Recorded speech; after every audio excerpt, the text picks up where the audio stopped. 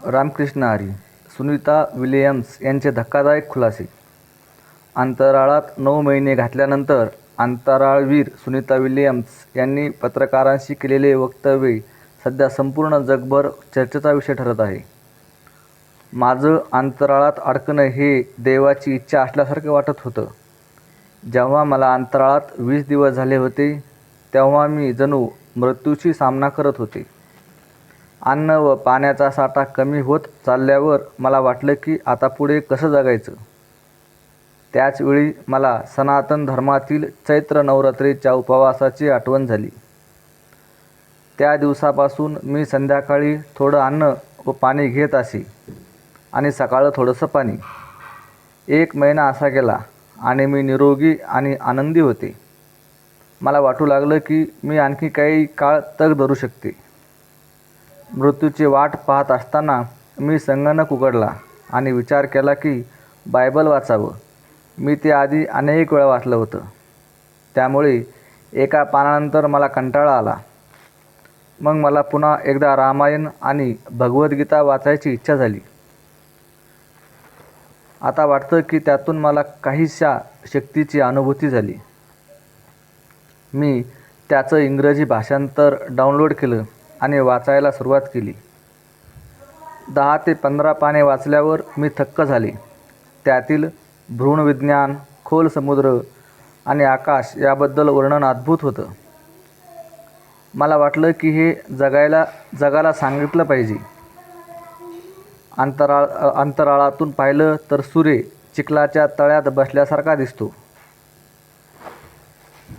कधीकधी मला वरून काही आवाज येत, जणू काही मंत्रोच्चार चालू आहेत आणि मला वाटलं की हे संस्कृत किंवा हिंदीत आहेत.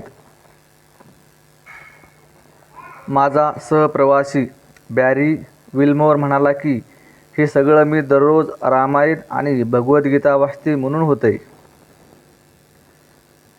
त्यानंतर मी रामायण आणि गीतेचे सखोल वाचन करायचं ठरवलं.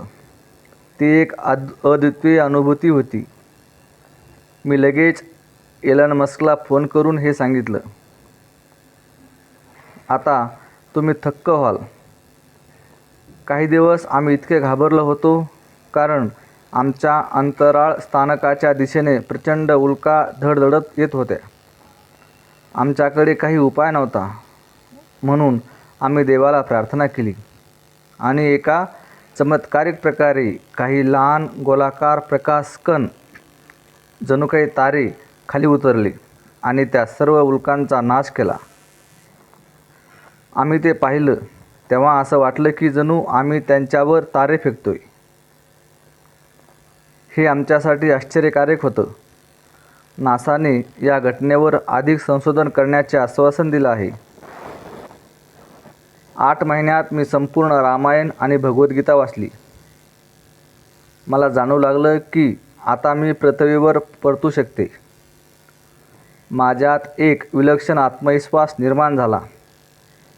एप्रिल महिन्यात सूर्यास्ताच्या वेळी सिंहासारख्या एका जीवासोबत माताजी व त्रिशूल घेतलेली एक आकृती पृथ्वीवर उतरण्यासारखी दिसली. ती आकृती पृथ्वीच्या वातावरणात प्रवेश केल्यानंतर अदृश्य झाली. ती कुठून आली हे समजत नव्हतं म्हणून मी आणि बॅरी विल्मोर तिचं निरीक्षण करत होतो. असं वाटलं की ती आकाशाच्या एखाद्या विशेष थरातून खाली आली. त्यामुळे मला समजलं की आकाशाचे एकापेक्षा जास्त थर असतात. कितीही विचार केल्यावरही आम्हाला हे उमगलं नाही की हे उडणारे घोडे कुठे गेले. नंतर मला न्यूयॉर्क टाइम्समधील एक अहवाल दिसला. त्यात हडसन नदीवर चंद्रकोर दिसली आणि 2 मार्चपासून सनातनी उपवास सुरू झाल्याची बातमी होती. त्यानंतर नांगलमध्ये हे निरीक्षण सुरू होतं. नंतर आम्हाला जाणवलं की आता पृथ्वीवर उपवास संपवण्याची वेळ झाली होती. मला वाटतं की ते देवाच्या आशीर्वादाने येणारे देवदूत होते. आता मला वाटतं की सनातन धर्मातील भगवद्गीता खरी आहे. आता माझं संशोधन वेदांच्या विज्ञानावर आधारित असेल. भ्रूण विज्ञान, खोल समुद्राचं विज्ञान, मला खगोलशास्त्राविषयी सर्व काही शिकायचं आहे. नासामध्ये वेदांच्या अलौकिक शक्तीवर संशोधन करणाऱ्या नवीन विभागाची स्थापना करण्याचा प्रस्ताव देण्यात आला आहे. एकदा तरी वाचा आणि फॉरवर्ड करा. रामकृष्ण हरी.